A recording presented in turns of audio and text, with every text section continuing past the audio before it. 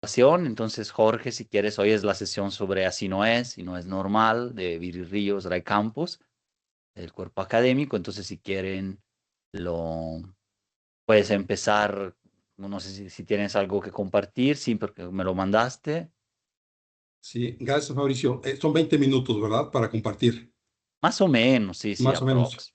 Sí, Sí, lo que quisiera es proyectar una presentación en PowerPoint, aunque tú la tienes, a efecto pues, de avanzar en este tema. El comentario al libro es de Viri Ríos y Ray Campos, que se titula Así no es. Y bueno, pues si quieren, empiezo con la proyección. sí. Me dicen si ya se ve. Sí se ve, si quieres luego ampliar. Ahí voy, sí.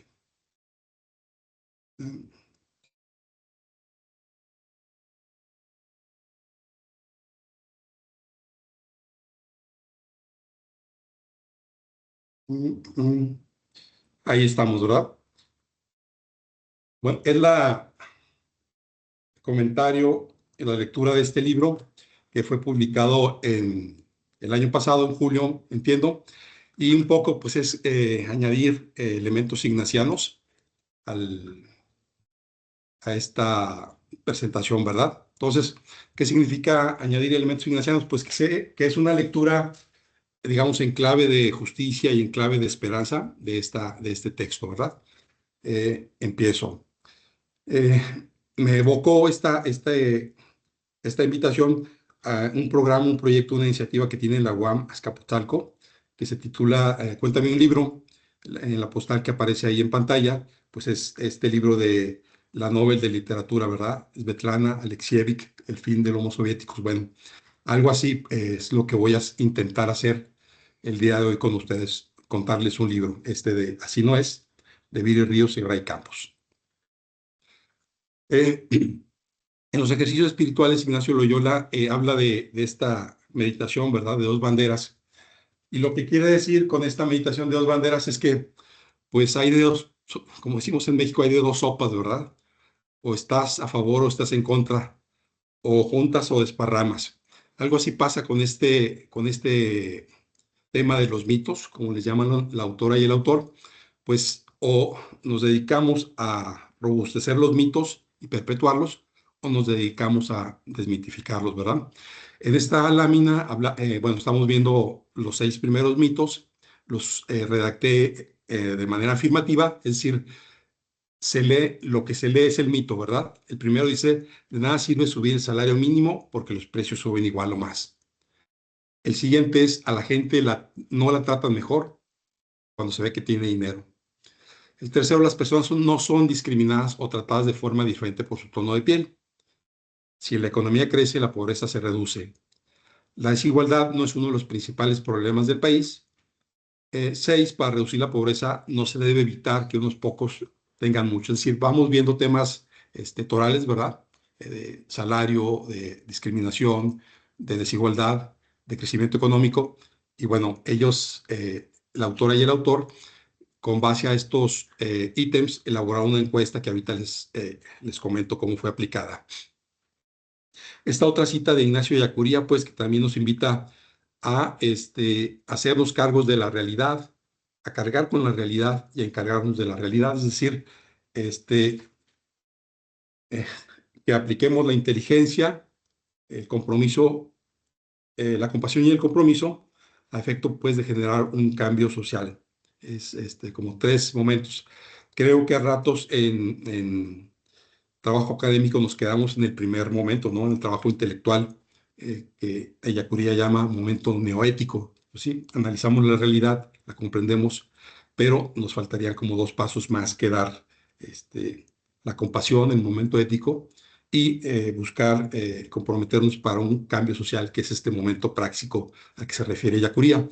Los siguientes ítems de los mitos son estos que aparecen en pantalla.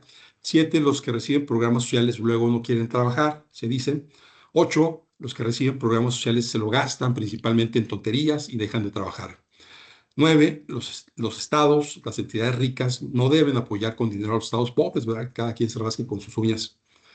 El gobierno gasta de más, gasta mucho, dicen. El 11, si se reducen los impuestos, habrá más empresas y más trabajo, ¿no? Se generaría un ciclo positivo. 12, las nuevas generaciones, hablando de jóvenes, son más flojas y por eso ganan menos. Y el 13, las empresas no pueden subir los salarios porque entonces irían a la bancarrota. Estos son los mitos, ¿no? ¿Cómo leer la encuesta? El libro incluye una parte de análisis y otra parte de resultados de una encuesta. La encuesta es esta, la hizo la empresa Encol con 1,201 entrevistas en estas fechas de noviembre del 2023 en viviendas y en diferentes regiones. A efecto de la región en la que estamos, al Bajío le llaman región centro-norte y bueno, cuando hablemos de la región centro-norte, pues es el Bajío, ¿verdad? Entonces es como un análisis de la realidad. Aquí aparece esta imagen de la portada del libro Rayuela de Julio Cortázar y algo así es la invitación al momento de leer el libro. Se puede leer de atrás para adelante, de adelante para atrás, capítulos salteados, empezar a leer primero los resultados de la encuesta o el análisis. Es como no hay una sola manera de leerlo, ¿verdad? Test de mitos, bueno, pues en México, ustedes saben, se aplicó a rajatabla un proyecto económico denominado neoliberal durante 36 años, de Miguel de la Madrid hasta Peña Nieto, y en estos 36 años, pues parte del fruto de 3 décadas y media de este proyecto, pues resulta esto, ¿no? ¿Cuál es nuestra mentalidad en México respecto a estos mitos que ya revisamos en la lista? No los voy a leer todos, señalo solo algunos aspectos.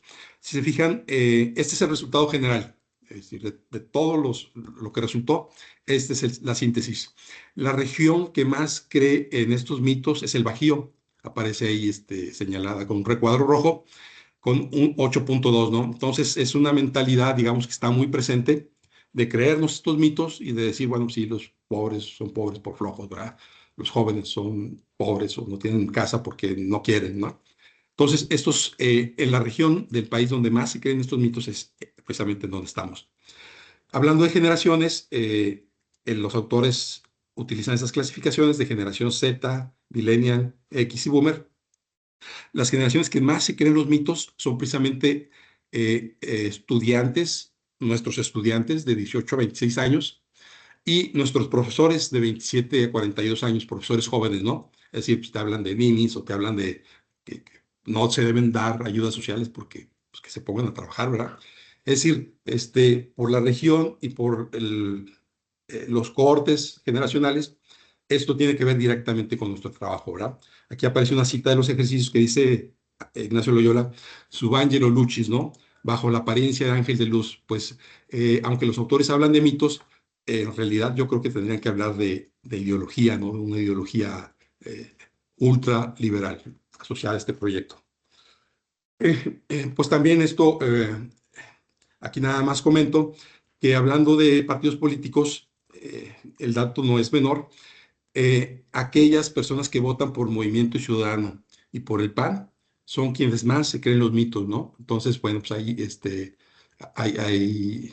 es un indicador de algo, ¿no? De un perfil de votante de estos dos partidos en particular. Avanzo, bueno, ya empiezo con los mitos, presentaré un mito por lámina. Y bueno, que dice, las generaciones son flojas, por eso ganan menos. Aquí los autores demuestran que no es así, que en realidad ganan menos, que en realidad trabajan más, que tienen una mejor educación, sin embargo, estructuralmente les va peor, ¿no? Aquí la gráfica la tomo del libro, y bueno, ahí en letra verde, si se alcanza a distinguir el color, pues es una de las prioridades apostólicas universales de la Compañía de Jesús, acompañar a los jóvenes, a la juventud, a crear un futuro esperanzador, ¿no? El siguiente mito es, quienes reciben programas sociales los gastan principalmente en tonterías y dejan de trabajar. Pues también los autores demuestran con datos que en realidad quienes reciben estos programas los gastan en alimentos, en transporte público, en comunicaciones, en atención médica. La gráfica da cuenta de ello. En la región que más cree en este mito, pues es el Bajío, y en color verde aparece por ahí en la cita de una prioridad apostólica universal de la Compañía de Jesús, que tiene que ver pues con el acompañamiento lo que dice el Papa Francisco, a las descartadas, a los descartados, ¿no? Es una prioridad. Otro mito, el gobierno gasta de más, ¿no? Y en realidad la autora y el autor demuestran que no, que gasta menos. Aquí está la gráfica, la figura 3.2, gasto público en puntos del PIB, y México aparece en el sótano, pues, ¿verdad? Según esta referencia del Banco Mundial. Y bueno, la Unión Europea, los países de la OCDE están muy por encima, ¿no? La cita de ignaciana es, bueno, el amor se debe poner en obras, ¿verdad? Sí, las palabras ayudan, pero hay que obrar, ¿no? Eso es lo que genera, lo que hace historias es lo que importa. No somos racistas, pues aquí es otro mito que se cae, ¿verdad? Eh, en nuestro país, dicen la autora y el autor, el 80% de las personas creen que hay clasismo, pero en cambio solo el 65% creen que hay racismo. Y bueno, van demostrando pues que eh, según diversos estudios, en empresas, en instituciones bancarias, en partidos políticos, sectores específicos de la sociedad, el racismo sigue muy presente. La imagen del libro pues no tiene que ver con el texto de Así no es, pero bueno, si a alguien le interesa es este relato del actor Tenoch Huerta, donde va muy en la línea de lo que afirman los autores, pues el relato es más testimonial, pero bueno, sirve como para ampliar, ¿verdad?, el espectro y reafirmar lo que ahí se asevera para derribar este mito. Viene ahí una cita de Kolbenbach que dice, pues lo que necesita la juventud actual es acercarse a este mundo de la periferia, de los descartados, y realmente ir creciendo en solidaridad, no en compromiso. Lo dice con sus palabras el entonces padre general Peter Hans Kolbenbach. Sigo, otro mito me parece central, dice, subir el salario no sirve de nada. Bueno, pues en realidad está demostrado, ya lo vimos según incluso el último informe de Coneval, pues que subir el salario sí hace diferencia cualitativa, ¿no? En nuestro país se redujo la pobreza, etcétera. Los autores presentan estos datos del INEGI, etcétera, y ven cómo pues este incremento al salario mínimo ayuda a reducir la desigualdad, ayuda a mejorar la calidad de vida, particularmente en los sectores más vulnerables, ¿no? Los libros, bueno, las referencias que aparecen aquí no están no son referencia directa, pues, del libro Así no es, pero de Mito y Medición de Alan Kruger y David Carr, que no me sorprendió que no lo citan los autores, me parece central, pues ojalá en algún momento, si me vuelven a invitar, podría yo también contarles al menos un capítulo de este libro. David Carr ganó el Premio Nobel de Economía por este tema, ¿no? Cómo el incremento al salario mínimo derribó un mito de la economía, de la ciencia económica ortodoxa, que decía, si se incrementan los salarios mínimos, se reduce el empleo, hay más desempleo. Entonces, lo demuestran, de ahí el título del libro, Mito y Medición, cómo es un mito eso que afirmaba la ciencia económica ortodoxa de escritorio, ¿verdad? Y pues, lo demuestra con datos empíricos. El método de trabajo es innovador. Entonces, bueno, son referencias por si sirven. Somos un país de clases medias. Aquí también, pues los datos son contundentes. No somos un país de clases medias. Ahí aparecen dos referencias de Coneval y de el método de medición integral de la pobreza, donde dice pues que el dato duro es de la clase media en México es del rango del 11 y del 24% de la población. Muchas personas en la encuesta, el 81% se consideran de clase media, pero bueno, pues es un mito más que eh, se, se, se cae, ¿verdad? Avanzo, otro que dice cuando la economía crece, la pobreza se reduce.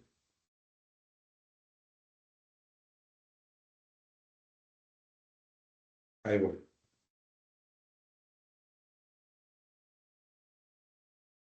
Bueno, también muchos piensan lo mismo. Es algo que nos decían en los años 70, si lo recuerdan.